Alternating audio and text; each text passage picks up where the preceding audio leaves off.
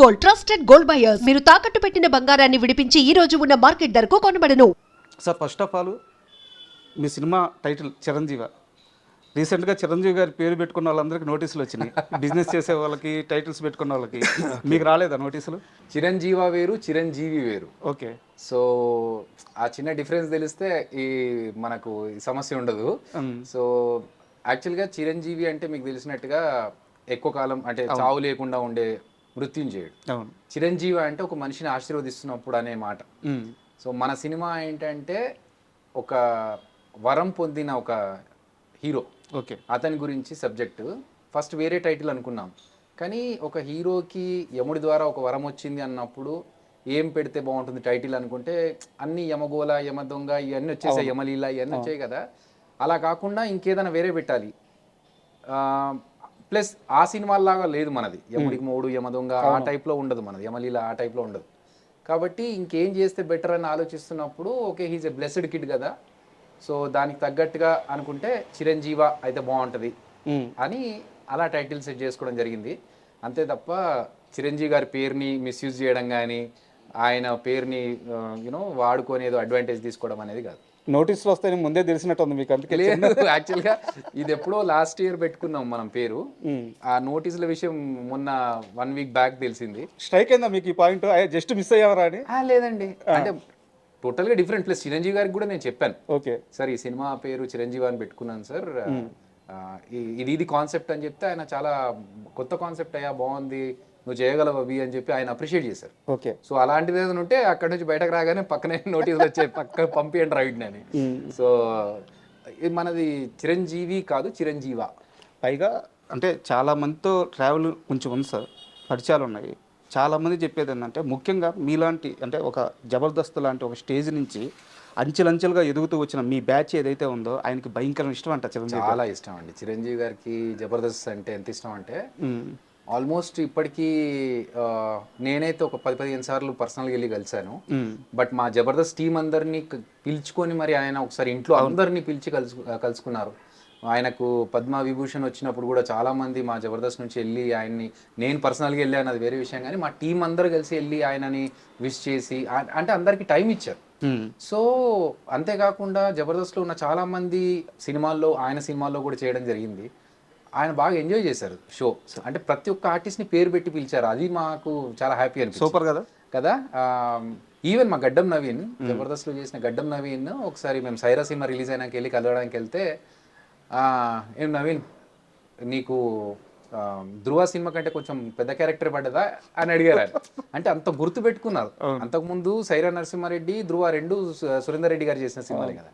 So ఆయన అది గుర్తుపెట్టుకొని మరి అడిగి నువ్వు మా సినిమాలో చేయడం వల్ల మాకు చాలా ప్లస్ అయిందా అని చిన్న సైటైర్ వేసి, అది అసలు పేర్లు గుర్తుపెట్టుకొని చెప్పడం అనేది చాలా హ్యాపీనెస్. ఒక నటుడికి ఇంకేం కావాలండి, చిరంజీవి గారి నోటి నుంచి ఆ పేరు రావడం అనేది. మూవీ ఎలా వచ్చింది అందుకే? చిరంజీవి చాలా బాగా వచ్చిందండి, చాలా హ్యాపీగా ఉన్నాము. ఎందుకంటే ఇది ఒక డిఫరెంట్ ఎంటర్టైనర్. నాకేంటంటే జబర్దస్త్ నుంచి కూడా అందరు చెప్పినట్టుగా కాకుండా కొంచెం డిఫరెంట్గా చెప్పాలి ఏదైనా కూడా అనేది నా తత్వం. మామూలుగా అందరూ ఒకటే స్టైల్లో వెళ్తున్నప్పుడు మనం అదే స్టైల్లో వెళ్తే 10 మందిలో ఒకరిలాగా వెళ్ళిపోతాం తప్ప, అరే వీడికంటే ఒక స్పెషలైజేషన్ ఉంది అని తెలియాలంటే మనం ఏదో డిఫరెంట్గా చేయాలనేది నేను నమ్ముతాను. దాంట్లో భాగంగానే దీంట్లో ఏంటంటే హీరోకి ఒక శక్తి వస్తుంది, ఆ శక్తి ఒక రూపంలో కనిపిస్తుంది.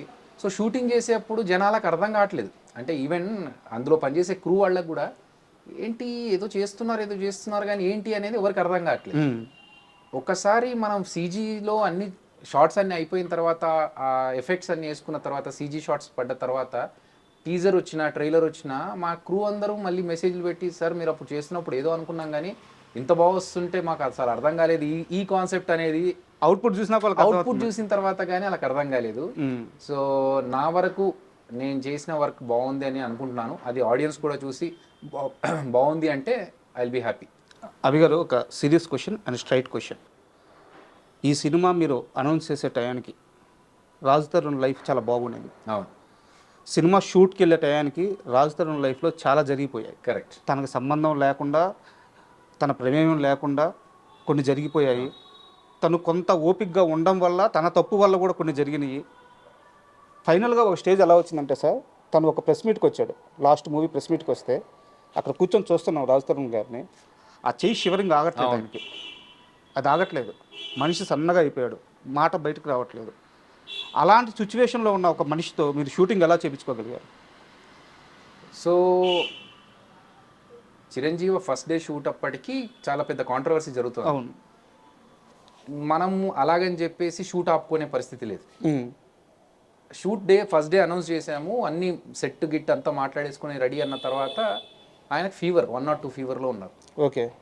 కానీ షూట్కి వచ్చి క్యారవాన్లో కూర్చొని ట్యాబ్లెట్ వేసుకొని కాస్త రెస్ట్ తీసుకొని మళ్ళీ వచ్చి షార్ట్ చేసి మళ్ళీ వెళ్ళి పడుకొని షార్ట్ రెడీ అయినప్పుడు మళ్ళీ వచ్చారు.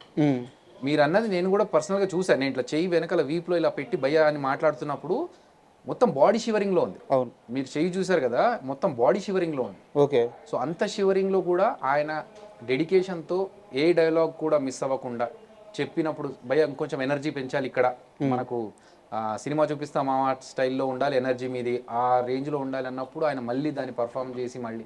సో ఆయన ఎప్పుడు కూడా నేను ఇలా చెయ్యను అని అనలేదు, చాలా కంఫర్టబుల్గా ఉన్నారు. అండ్ మేము కూడా ఎప్పుడు పర్సనల్ విషయాలు బయట షూట్లోకి వచ్చిన తర్వాత అసలు ఆ టాపిక్ గురించి కానీ చుట్టుపక్కల ఏం జరుగుతుంది అనేది కానీ అసలు ఎప్పుడు డిస్కస్ చేసేవాళ్ళం కదా. మన షూట్కు రాగానే మార్నింగ్ భయ్యా ఇదిగో ఇది సీన్స్ మీవి, ఇలా చేద్దాం అనుకుంటున్నాం, ఇలా చేద్దాం అనుకుంటున్నామని ఆయనను వేరేలాగా డైవర్ట్ చేసి సినిమాలోకి తీసుకెళ్ళాం తప్ప ఎప్పుడు ఈ పర్సనల్ విషయాలు మాట్లాడితే మళ్ళీ అది ట్రిగ్గర్ అవుతుంది. సో అది హాంట్ చేస్తూ ఉంటుంది మళ్ళీ పర్ఫార్మెన్స్లో, అందుకని ఆ టాపిక్స్ చేయలేదు. అండ్ ఆయన కూడా ఆ బయట జరుగుతున్న విషయాలను ఎప్పుడు ఇక్కడ తీసుకురాలేదు, షూట్లో ప్రభావం పడేలాగైతే ఆయన బిహేవ్ చేయలేదు. అభి గారి జర్నీ అనేది ఈ రోజుది కాదు, కనీసం 23 సంవత్సరాలు అవుతున్నట్టుంది, అంతేనా? రైట్. 23 ఏళ్ళుగా మీరు డైరెక్షన్ బై అభినయ్ కృష్ణ ఈ పేరు వేసుకోవడానికి 23 ఏళ్ళ నుంచి కష్టపడుతున్నారు. ఇలాంటి ఒక ప్రోడక్ట్ని కన్సీవ్ చేసేటప్పుడు వై రాజ్ తరుణ్? ఎందుకంటే ఈ ఇంటర్వ్యూకి వచ్చే ముందు రాజ్ తరుణ్ లాస్ట్ హిట్ ఏదని చెప్పేసి నేను ఆలోచించుకున్నా, గూగుల్లో ఎతికితే నాకు దొరకద్ది. అసలు కనీసం అభి అన్నకన్నా తెలుసా ఈ విషయం, ఆయన లాస్ట్ హిట్ ఎప్పుడు పడిందో తెలిసే ఈ ప్రాజెక్ట్ ఆయనతో దిగాడా అడగదామని చెప్పి నేను గూగుల్ చేయలేదు. తెలుసా రాజ్ తరుణ్ గారికి లాస్ట్ హిట్ ఎప్పుడు? నాకు తెలిసి సినిమా చూపిస్తామా తర్వాత పెద్ద హిట్స్ ఏమి లేవు, బట్ డీసెంట్ మూవీస్ చేసుకుంటూ వెళ్ళిపోతున్నారు. ఎందుకంటే ఆయన తిరగబడరా స్వామి కావచ్చు, లేకపోతే పురుషోత్తముడు కావచ్చు, భలే ఉన్నాడు, ఇవన్నీ వస్తున్నాయి. ఓ డిఫరెంట్గా ఏం నమ్మారు అభి, ఏం నమ్మారు రాజ్ తరుణ్లో? మన సబ్జెక్ట్కి సంబంధించిన ఎవరైతే శివ అనే క్యారెక్టర్ ఉందో మంచి ఎనర్జెటిక్ పర్ఫార్మెన్స్ కావాలి అక్కడ మనకి.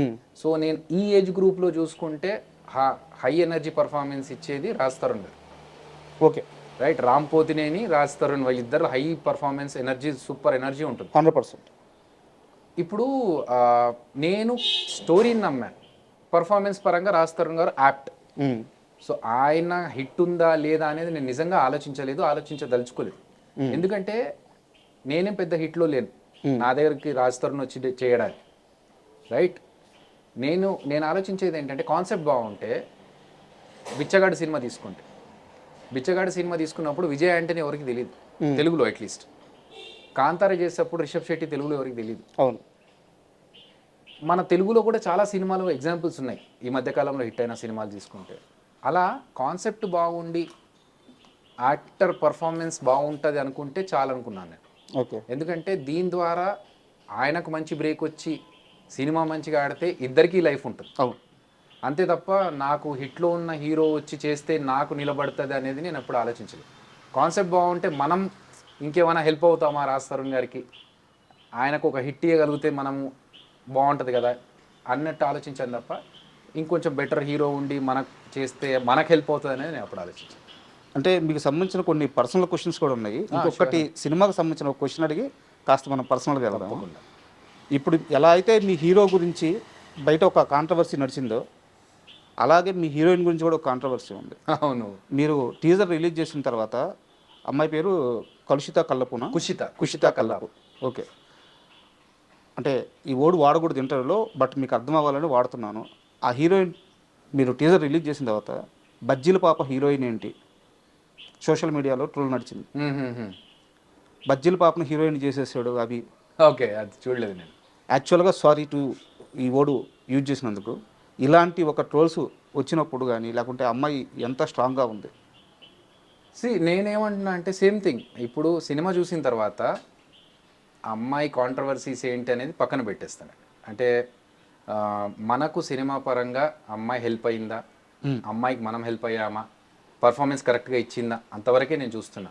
అంటే సారీ, నేను అంటుంది ఏంటంటే ఎంత యూజ్ అయింది అంటే ఆ అమ్మాయి కష్టం కూడా జనాలకు తెలియాలి. అది డెఫినెట్గా రాజా. ఇప్పుడు మనకు సినిమా చూసిన తర్వాత ఏ ఏ ఒపీనియన్తోనైతే జనాలు కామెంట్ చేశారు, నేను నిజంగా చూడలేదు అది, బట్ ఒకవేళ చేసి ఉన్నట్లయితే ఈ సినిమా చూసిన తర్వాత అసలు బయట అనుకున్న విషయానికి సినిమాలో విషయానికి సంబంధమే లేదు. ఎందుకంటే మనం డీసెంట్గా ఒక పక్కింటి అమ్మాయి ఎలా ఉంటుంది, మన ఇంటి పక్కన ఉన్న అమ్మాయి, మిడిల్ క్లాస్ ఇంట్లో ఉండే పర్సన్కి పక్కింట్లో అమ్మాయి ఎలా ఉంటుంది అంత డీసెంట్గా, డ్రెస్సుల విషయంలో కూడా చాలా జాగ్రత్తగా మంచి డ్రెస్సులు వేపించి ఒక డీసెంట్ పక్కింటి అమ్మాయిలా చూపించామే తప్ప ఎక్కడ కూడా ఎక్స్పోజింగ్కి కానీ లేకపోతే ఆ అమ్మాయికి ఉన్న బయట వేరే పేరుని కానీ వాడుకోవడానికి ఎక్కడ ప్రయత్నం చేయలేదు. మనకు కావాల్సింది ఏంటంటే క్యారెక్టర్లో ఇది మనకు సెట్ అయ్యే అమ్మాయి కావాల్సింది. తన సైడ్ నుంచి ఎలా ఉండింది సపోర్ట్? తన సైడ్ నుంచి కూడా చాలా మంచి సపోర్ట్ ఉందండి. అంటే అమ్మాయి ఎప్పుడు కూడా షూటింగ్ దగ్గర కానీ ఎక్కడ ఎలాంటి ప్రాబ్లమ్స్ చేయలేదు. పర్ఫార్మెన్స్ వైజ్ కూడా ఏది చెప్పినా తను తీసుకొని ఒకవేళ ఏదైనా ఇంప్రూవైజేషన్ ఉన్నా కూడా డిస్కస్ చేసుకొని చేసిందే తప్ప ఎప్పుడు కూడా యాటిట్యూడ్ చూపించిన విషయం అయితే లేదు మాకు. సూపర్.